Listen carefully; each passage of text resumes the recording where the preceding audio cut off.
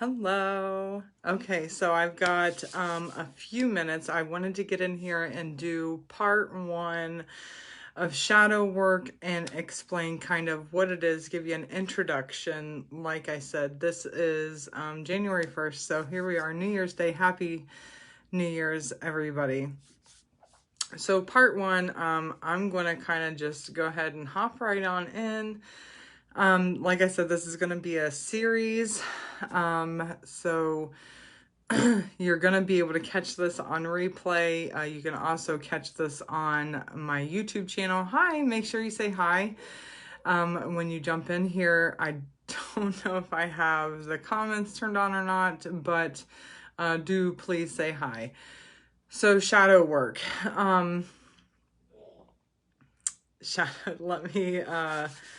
Let me just get right into it. Okay, shadow work is, I have all of my notes right here, okay? Shadow work is a concept and a practice that stems from a field of psychology. And Carl Jung is huge when it comes to shadow work. So he's referenced a lot. You can search it. You can like Google it. You can do your own research on it. But Carl Jung, hi Jennifer. Carl Jung is one of the major, I don't want to say influencers, but he's one of the major voices when it comes to shadow work. Hello, everybody. So, hi, Becca. So, he's referenced a lot. Hi. So, when he's referenced, Carl Jung refers to the subconscious and darker aspects of self that often hide there as the human shadow, okay? So when we work with our shadow as witches or sorceresses or psychics, mediums, intuits, anything, even as just your plain self, okay? Because you don't have to be anything but your physical human self to do shadow work. It's very beneficial, okay? You're blending your spiritual self with, you're going to hear me referencing a lot of magical speak with this as well, okay? So you're blending your spiritual and your magical practices with techniques for psychological self-exploration and self-improvement, okay? So this has many benefits, not only for our magic and its effectiveness, but also for improving our overall happiness and helping us to relate to the world around us in a healthier way. All right. The shadow itself is many things. It's the culmination of every experience that we've ever had. It's every thought that we've ever had, every belief that we hold about ourselves and the world. Okay. Much of the shadow is created and set very early in our lifetimes. So this is things that we were taught. These are things that are ingrained into us right from pretty much birth. These are our beliefs that we hold about ourselves.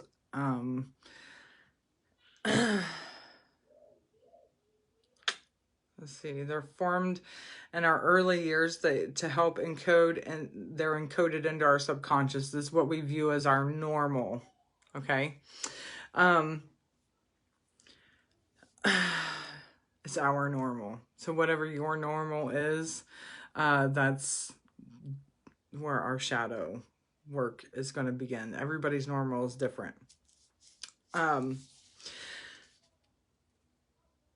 So So that's what we go on to judge the rest of our experiences by for the rest of our lives. So if, for example, if you grow up in a household where your parents are busy all the time, they rarely have time for you, it's going to feel very normal for you when you go into a relationship later in life, and your, hi Joyce, and your significant other very rarely has time for you. That's going to be normal for you if they're always working or they're gone or whatever. They're just, you know, that's going to be normal for you. So when you get with someone or you are with somebody and they are paying a lot of attention to you, then that's going to feel abnormal to you. So that's the example that I wanted to kind of share. So you're going to be more apt to maybe self-sabotage that relationship because it's going, yeah, you caught me live, because it's going to feel abnormal to you. And even though it's a good relationship, because that is good for someone to be there, you're going to be like, okay, why do I feel like this is bad, right? Why do I feel like this is a bad thing? Because this person is paying attention to me. They're there for me. So this is where the shadow work part of things come in. Okay, this is why we want to do shadow work. So this may be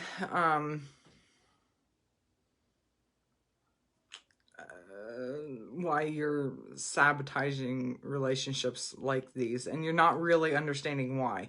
But anyway, this is your subconscious. Your subconscious thinks that that's not normal. Okay, he's saying this is not normal, and you're like, okay, but why? So by identifying these kinds of patterns and underlying assumptions, we can rewrite them to allow ourselves to be happy and comfortable in a new normal of our choosing. So our choosing can be that partner who is caring and attentive. Okay, so we can use this to connect with these processes very deeply and identify and collaborate and shift these shadow parts of ourselves and enhance all of this with, you know, magic work, with our everyday life, with literally everything. Everything. Relationships with our friends, our family, our children, with everything. Our work, with everything.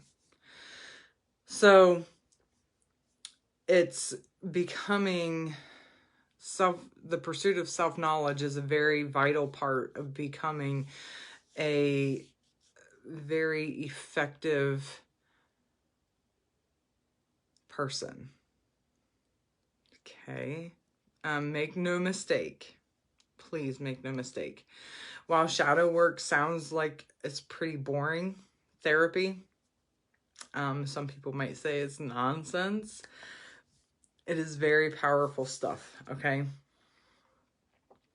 And by that, I mean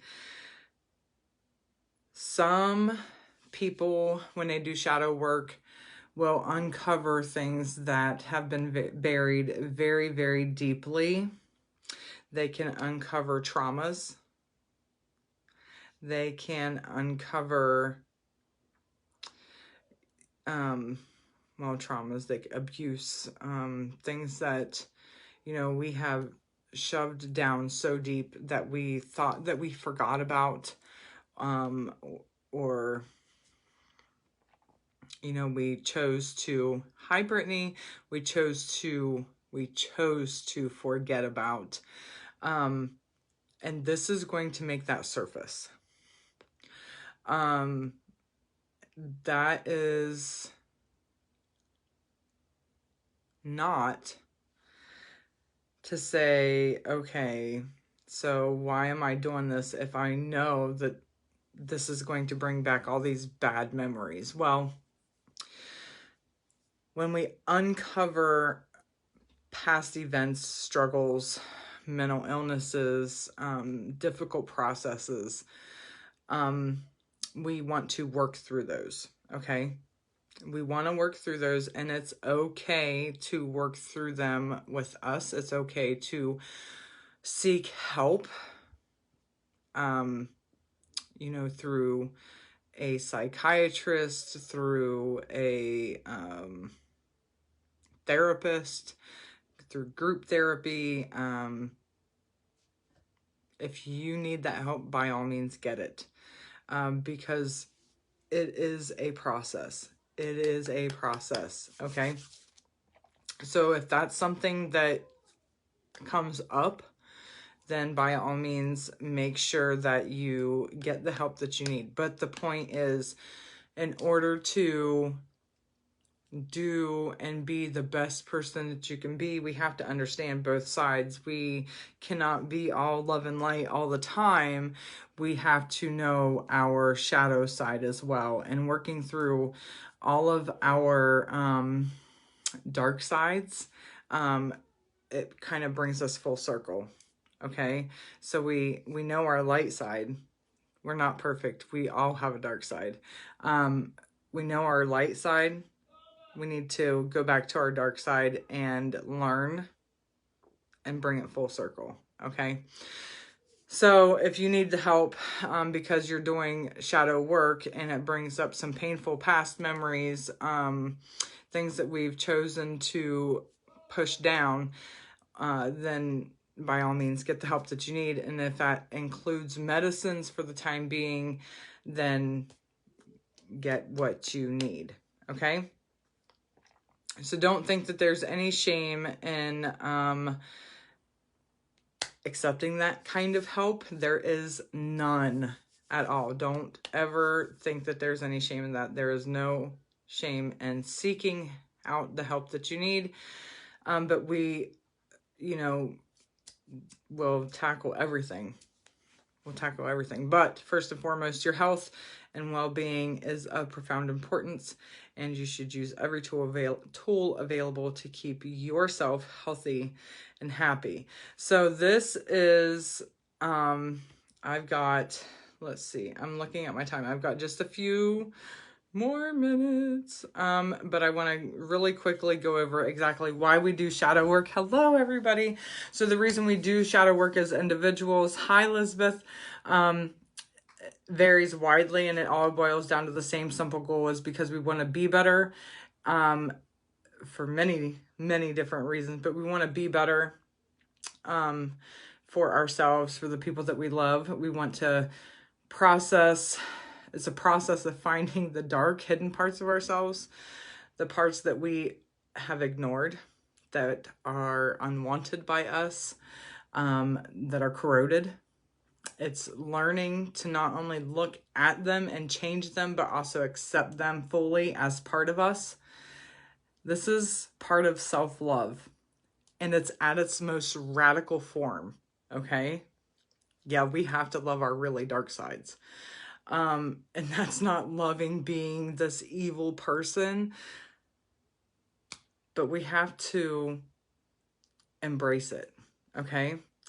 So love not just for the lovable parts of ourselves, but for the parts that the world doesn't want us to love. I hope that makes sense. So this isn't a crusade against the dark aspects of ourselves, but we're not here to cut off the pieces of ourselves to try to match some image that the world thinks that we should be either. So the aim is to uncover all the forgotten and hurting parts of ourselves. Hi, Christy. And then tend them until they flourish. And in this way, we achieve a freedom to be who we are entirely, to create the life that we want without the restraint, and to release any shame in doing so. So when we do that, our beliefs and the core to the effects that we receive is gonna flourish. Okay, so if you feel stuck right now, and then you know, you did the shadow work and you look back and you're like, oh wow, you know, I've really come so far because I don't feel stuck like I did. because now I accept, because believe it or not, everything is full circle. I accept me for me, the real me, regardless, because in the back of your mind, you have all these things subconsciously going like firecrackers. They're continuously going, whether you really think about it or not, but they're continuously just firing off a bunch of bullshit. Really, that's what it is. It's a bunch of bullshit. Like, you're not good enough. You're not, you don't deserve that. You don't deserve to be successful. You don't deserve this. You don't deserve that. It's bullshit. That's what it is. Okay, so you might feel stuck today, but next week or in a month or whatever, when you've completed your shadow work, because this shit doesn't happen overnight. Let me just tell you that. When you're done, you're not going to feel stuck anymore, because you're going to be this completely different person. You're going to accept yourself. That's who you're going to be. So it's for us to get to know ourselves and cultivate a self-awareness and a self-acceptance in us. And it's a very radical form of self-love. So we can climb a mountain within ourselves and get the ball rolling and get rid of our underlying convictions and just get to work on ourselves. That's what shadow work is. So that's the end of part 1. I've got a karma cleanse I've got to get into right now. So I love you all. Thank you so much. Make sure you tune into, let's see, this is Friday. Let's do Monday afternoon for part 2. And then, of course, Monday night is going to be our group reading. No, it isn't. I lied to you. No, we're going to do it. Monday night's going to be our group reading, but also Monday morning is going to be our energy forecast. So I'll see you guys Monday night for the group reading, Monday morning for the energy forecast, and Monday afternoon for part 2 of shadow work. I'll see you guys later. Bye.